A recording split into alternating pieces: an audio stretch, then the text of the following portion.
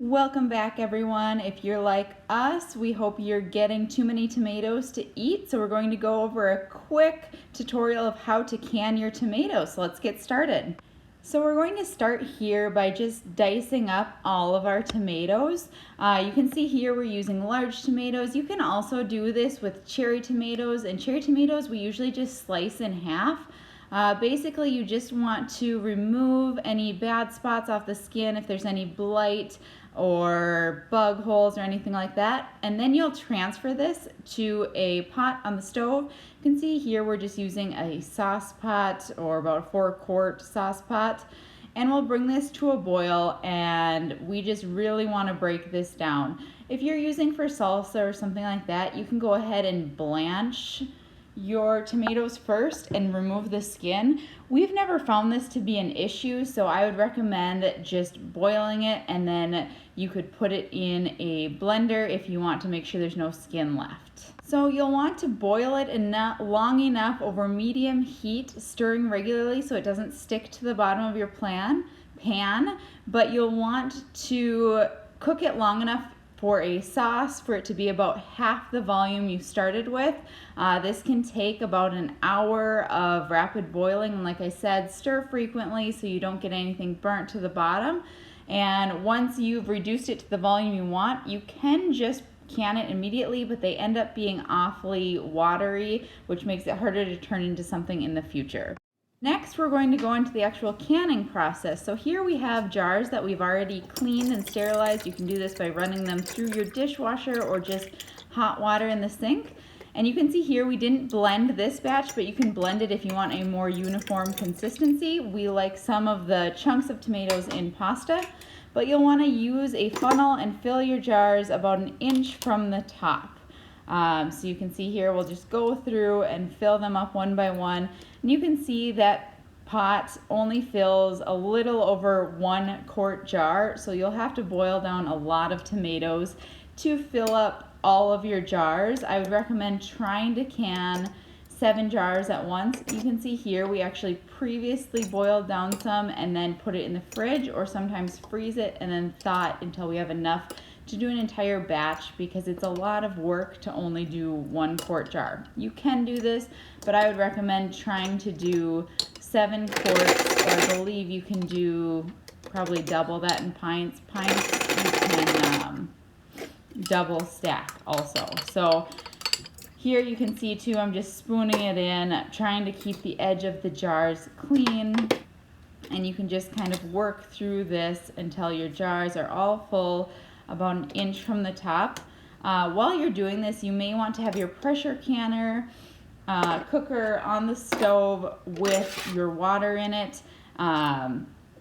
Put 2 inches of water, or as the directions say on your cooker, but we like to have that over medium or high heat so it can start gaining temperature and it doesn't take as long to process if it's already warm water when you're putting your jars in. You will want your jars to be warm when you put them in too, because if you put a cold jar in, it will take longer, and also you risk breaking the glass if you go from a really cold jar to really hot water. So take that into account, whether you want your tomato sauce to be warm when you put it in. Otherwise, if you're just taking it out of the fridge, you either want to heat that tomato sauce, or you'll want to put it in a lower temperature water, and it can warm up as the water in the canner warms up also. So we'll go ahead and finish filling these here before we transfer them to our pressure canner. Now that you've got all of your tomatoes in the can, we'll want to top them off by putting some lemon juice and salt in there. This is kind of optional. The tomatoes are acidic enough, so you can do it without. We chose to do it with salt and lemon juice. So we'll go ahead and add 1 teaspoon of lemon juice to each jar. This just again helps with bacteria, helps with preservation, and it can kind of help with a little bit of the flavor too if you want. This is more important if you're doing the boiling method than with pressure cooking. The pressure canning should take care of everything, but this is just kind of an extra security of adding your lemon juice and salt in. You'll add 1 teaspoon of lemon juice, 1 teaspoon of salt. And then we will go through and wipe off all of the lids again to make sure there's nothing stuck to the outside. And we'll put our cap on it and press that down nicely before twisting the rim on, if you want to say it like that. And we'll twist those on fairly tight.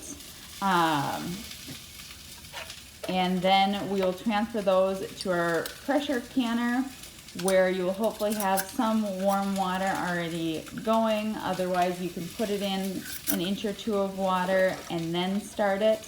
But we like to make sure the cans are nice, or jars are nice and warm before we actually put the lid on the pressure canner, just because it seems like it goes much quicker. If you already have hot tomato liquid in there and you've got water boiling, just be careful when you place them in there, but you can go ahead and put them in and start the process. Now you've hopefully got one of these handy jar transfer tools that came with your canning kit. So you're just going to gently place these in the canner. You can fit 7 around the bottom, and you'll just want to use that in case the water's boiling so you don't burn yourself. And once you do that, you will attach your lid onto your canner and then start to build pressure. You will see the top front lock button will come up and it will start to build pressure. So with tomatoes, you'll want to get it to 11 pounds of pressure, and this will take a little bit of time, but once it hits 11 pounds of pressure, you will want it to process for approximately 15 minutes. Check your guide, as this will change depending on your pressure canner. They may say different things, but typically 15 minutes. You will have to keep an eye on it and potentially vent some pressure off, some steam off. You don't want it to be too high. We found it works really well to stay at a low medium heat to keep the pressure the same and vent periodically. Use a hot pad or a mitten, something, so you don't burn yourself when you're venting the steam off. And once the time is up, you'll slowly vent off the steam and you can unlock the lid. Then again, you'll use this handy dandy grabbing tool, and be sure not to get water on yourself, and don't touch the cans, jars. They'll be very, very hot. They'll still be boiling.